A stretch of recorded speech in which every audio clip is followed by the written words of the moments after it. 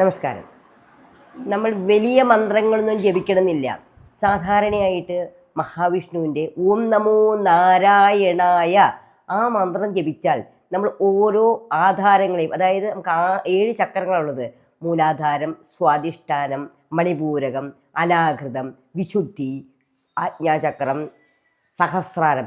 ഈ ചക്രങ്ങളിൽ നമ്മൾ ആധാരമാക്കിയിട്ട്, അതായത് ഓം നമോ നാരായണായ, ഓം എന്ന് പറയും മൂലാധാരത്തെയും, അങ്ങനെ പതുക്കെ ഓം നമോ നാരായണായ എന്ന് ചൊല്ലിക്കഴിയുമ്പോഴേക്കും നമ്മൾ സഹസ്രാരം വരെ എത്തുക. അങ്ങനെ സങ്കല്പിച്ച് ചൊല്ലിയാൽ നമ്മുടെ എല്ലാ കാര്യങ്ങളും നടക്കും.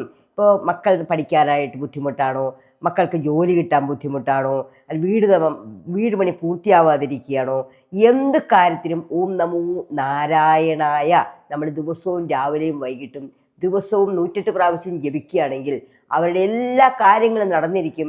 ഇത് 100% ഉറപ്പുള്ളൊരു കാര്യമാണ്. ഓം നമോ നാരായണായ എന്ന മന്ത്രം വളരെ പ്രസിദ്ധമാണ്, വളരെയധികം ഫലപ്രാപ്തിയുള്ളതാണ്.